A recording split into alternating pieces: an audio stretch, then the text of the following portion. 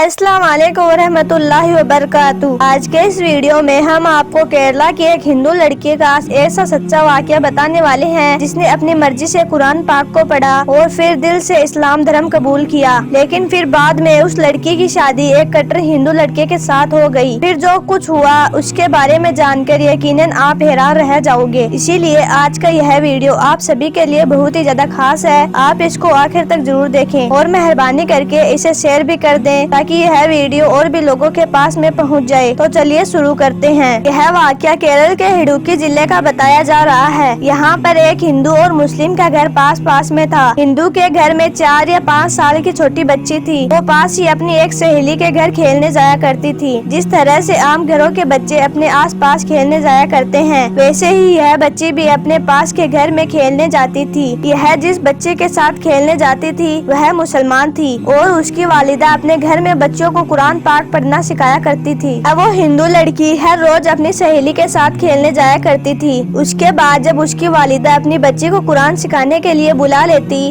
तो वो हिंदू लड़की भी उसके पास आकर बैठ जाया करती थी। धीरे धीरे उसका भी मन पढ़ने को करने लगा। एक दिन उसने अपनी सहेली की माँ से कहा कि अम्मा मैं भी पढ़ना चाहती हूँ।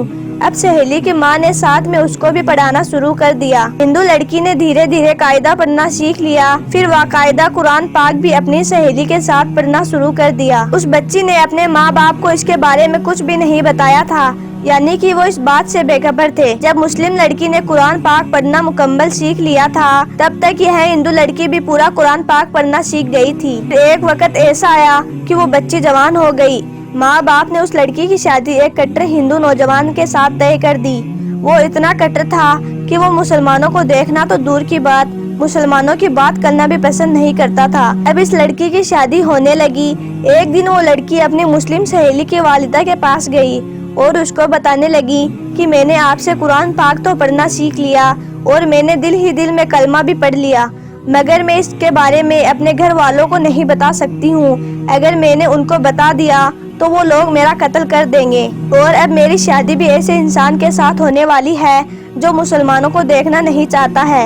यह सुनकर उसकी सहेली की वालिदा ने कहा, बेटा अगर तुझको कुरान पाक से मोहब्बत है तो अल्लाह पर भरोसा रखो, अल्लाह तुम्हारे ईमान को जाया होने से जरूर बचा लेगा। उसके बाद सहेली की वालिदा ने उसके लिए शादी का एक तोहफा तैयार किया और उसके तोहफे के तौर पर एक कुरान पाक को तैयार करके देने का इरादा किया। फिर उसके घर जाकर उस लड़की की माँ से कहा कि हमने इसकी पैकिंग बहुत खूबसूरत तरीके से की है।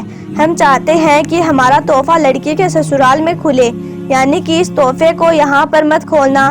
लड़की की माँ ने उसकी इस बात को मान लिया। उसके बाद उस लड़की की शादी हो गई और वो अपने ससुराल में पहुँच गई और उसके साथ वो कुरान पाक का तोहफा भी उसके साथ उसके ससुराल में पहुँच गया और उस लड़की ने कुरान को कहीं एक बक्से में छिपा दिया। अब उसका शोहर जब दफ्तर में जाता और जब वो घर पर अकेली होती तो चुपके से कुरान पाक को निकालती और पढ़ना शुरू कर देती और शोहर के आने से पहले उसको वापस छुपा देती।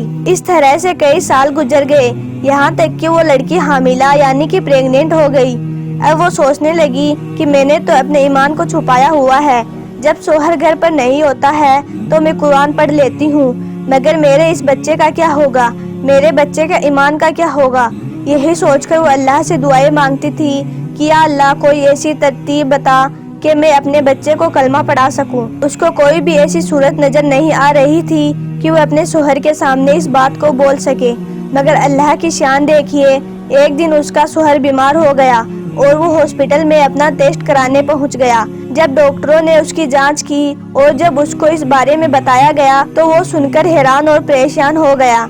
डॉक्टरों ने उसको बताया कि उसको कैंसर हो गया है और उसके बचने की उम्मीद खत्म हो गई है। अब वो हैरान और परेशान अपने घर आया और अपनी बीवी को देखकर रोने लगा और कहने लगा कि तुम बहुत खूबसूरत हो, वफादार हो, मोहब्बत करने वाली हो, लेकिन अब तुम्हारा और मेरा साथ सिर्फ कुछ दिनों का ही है। मेरी जिंदगी सिर्फ 1 महीने की और बची है। और उसने फिर हॉस्पिटल का सारा वाकया अपनी बीवी को बता दिया। यह सुनकर उसकी बीवी भी रोने लगी और अपने शोहर को तसल्ली देते हुए बोली कि आप परेशान ना हो, मेरे पास इसकी एक दवा है और मुझे पूरी उम्मीद है कि आप उससे बिल्कुल ठीक हो जाओगे, मगर आप वादा करो कि मैं जो भी करूं उसके बारे में आप कुछ पूछोगे नहीं।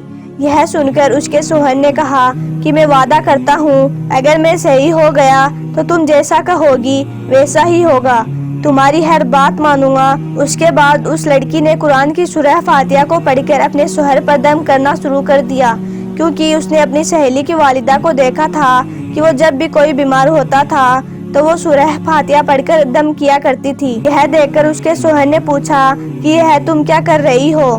تو وہ کہنے لگی کہ میں تمہارا علاج کر رہی ہوں اور تمہارا میرا یہ وعدہ ہو چکا ہے کہ آپ اس کے بارے میں کچھ پوچھو گے نہیں۔ اس کے بعد اس کے شوہر نے پوچھنا بند کر دیا کہ تم کیا کر رہی ہو اور کیا نہیں۔ اس کے بعد اللہ کی شان دیکھیے، 1 مہینے تک وہ لڑکی اپنے شوہر پر سورہ فاتحہ پڑھ کر دم کرتی رہی۔